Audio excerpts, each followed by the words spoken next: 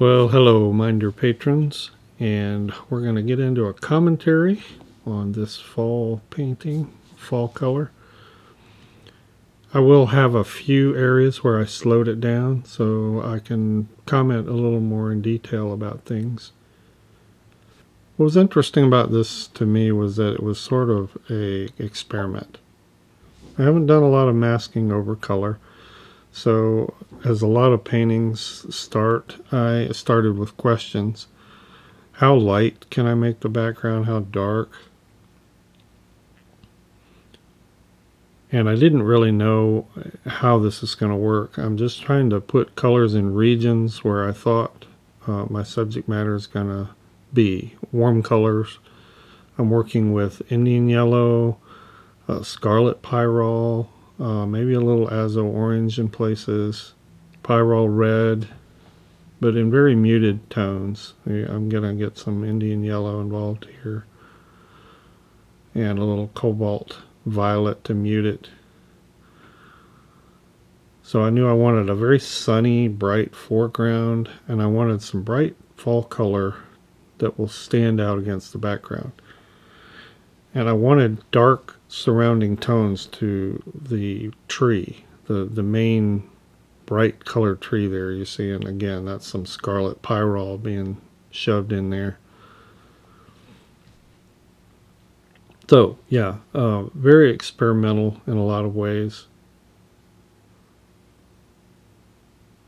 Now there's really only one paper that I fully trust to do masking with, and that's Arches. I've successfully masked on other papers, but I've also had disasters on other papers, and I'm talking about good cotton paper, not cellulose. Basically cellulose paper will not mask at all. It almost all tears. But there are a number of good cotton papers that tear also, so you got to be aware of that and test your mask on any paper you use. Arches has never failed me with masking. Now when you put color down and you put mask on top of color, you have to worry about lifting of color. It'll look sort of speckled. And in some papers that I've used it and masked over color, it's kind of had a speckledy look, like it lifted pieces of the color, but not others. Arches doesn't do that, and I know by reputation that artists who do a lot of masking over color primarily use Arches. And where you see me adding some ultramarine up there and a little bit of Payne's gray, I knew that area was going to be dark.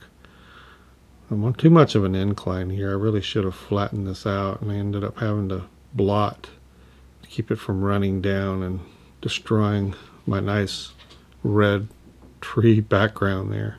This all looks pretty dark, and you may be thinking, well, how's that going to work to mask over that? Well, it does. It actually will dry a lot lighter, and it's wet and wet, so it's going to continue to disperse, and you'll be surprised. You'll be surprised when I add the additional washes over the mask, how it creates that contrast. And the tree that I'm going to mask for and then paint later, you'll end up seeing I darkened it quite a bit more yet. They're pretty vivid colors and deep colors.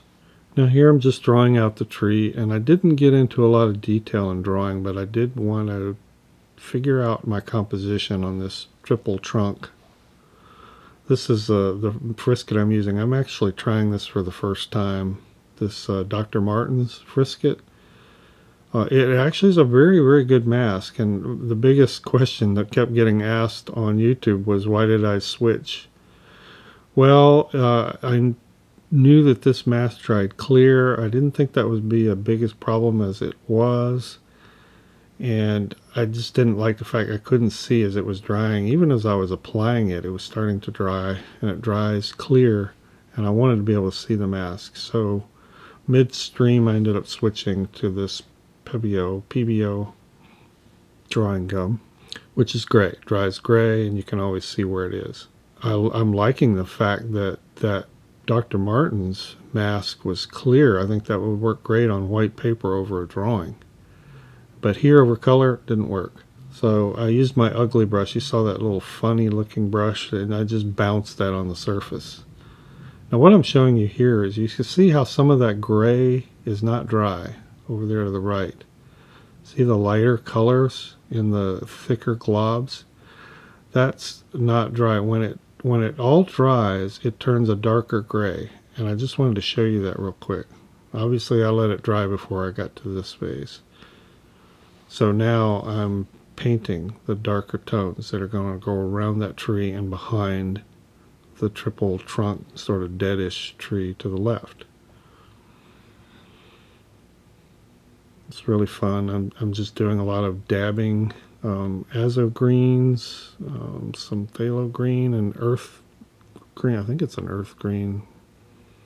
It's not earth green. It's olive green. That's what it is. Quinacridone rose, cobalt violet in there, mixtures of quinacridone rose and ultramarine for a different purple, and spraying just to keep those edges nice and frilly. That's what that spray is doing. I'm not really spraying enough so that I have big wet flows, but I'm spraying enough just to sort of speckle the background and keep those edges broken up. And that spray, that spattery spray does that for you automatically.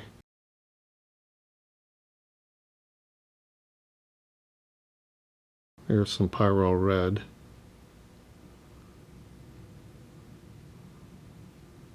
It's a bit of phthalo green muted with some olive green. Just, I get so many colors out of my palette sometimes I can't even identify them, but I know the families they're in. I have a cobalt violet that's not real strong, and I brought it in. So when I wanted a stronger violet, I just used ultramarine mixed with a quinacridone rose. Now we're picking it up. You see how light that background is? I do think the mask lifted some of the color, but the color was still smooth, so I was happy with that. And I can see why people who mask over color like arches. It did not fail me in any respect. Still a nice painting surface. And here we're getting some Indian yellow mixed with scarlet pyrrole and a little bit of pyrrole red. There's the tree that inspired this over to the right. Inspired some of the colors. Obviously I've changed the composition, made the tree a lot denser. But I mean, that tree, it was over this dark background, and I changed the background from a green to more of a purplish color. There was a lot of green on this day when we went out still, so a lot of trees still need to change, but I wanted more of a overall fall analogous, violet to red violet palette.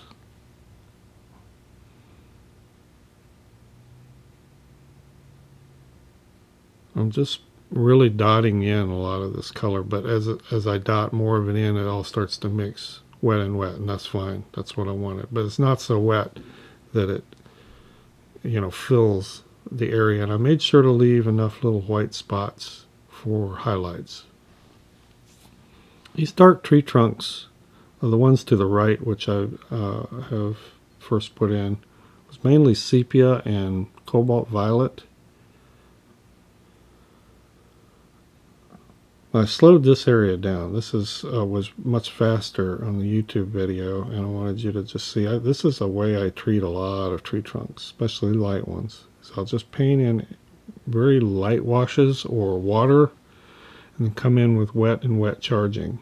As it starts to dry and flow less, I'll get in a few strokes of more hard edge detail. But tree trunks are something you can really overdo if you're not careful.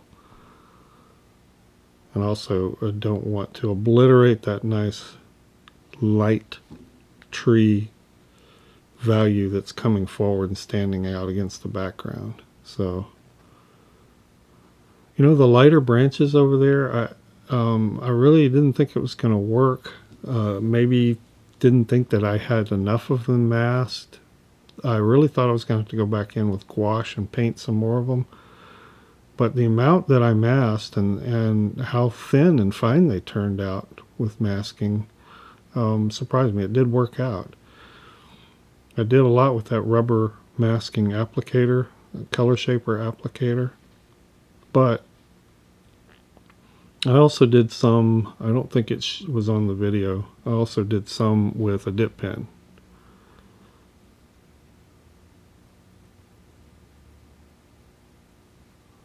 But just continuing to model these trees, the shadow on these trees.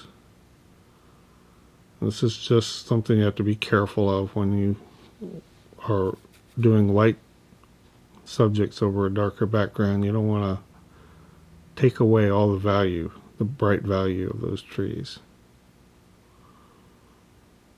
This is just some undershadowing of the fine limbs, even some of the thicker limbs. As limbs turn away from you, they tend to, or down or away from the light, they tend to get dark. So I was really inspired by the shadows on the ground. And I'm going to bring that photo up again so you can see them down in the lower left corner. Some over on the right, but I really wanted to put in those that are like that on the left side. Some sepia, some cobalt violet,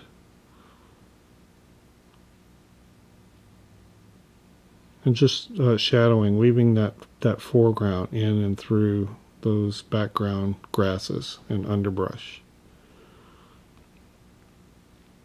The sepia you have to be careful with because it has some black in it, at least the M-gram sepia does. So I don't like it to get dull and flat. I like to keep it thinned out, put some transparent color in there. More fine painting of branches. This is a number 2 Princeton Neptune, and I'm using a lot of neutral tint, again some sepia, and I do always like to try to keep some cobalt violet or violet tones in my browns.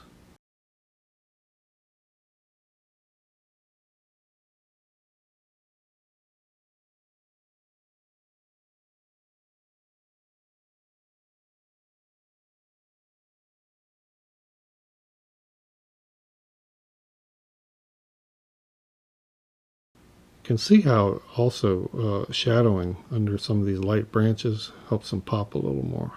And that's pretty natural. It's pretty much the way it is. Sometimes it's hard to detect to the naked eye in the real subject, but it's good to get some shadows under those light colors. I really wanted to make those tree trunks now pop, so that's why I'm darkening this area with some green. Phthalo green, but muted with olive green, neutral tint. Even threw in some violet in there, created by ultramarine and quinacridone rose. I need to get some dioxazine purple. I think when my cobalt violet runs out, I'm going to replace that palette well with dioxazine purple.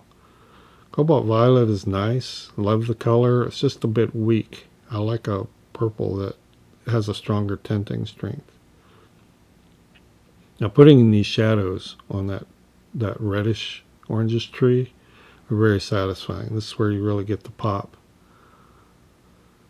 And if you saw my biggest mistake video, you know that not adding enough pop in your value is a huge mistake. And so I love when I can fill out the full value in a painting, get those shadow pops.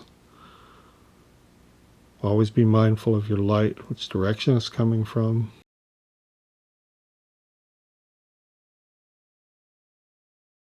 And that is the finished piece. Hope if you have some questions, you'll ask them. And I was real happy with this one. Thank you, Minders. Thank you for supporting me. It means a lot.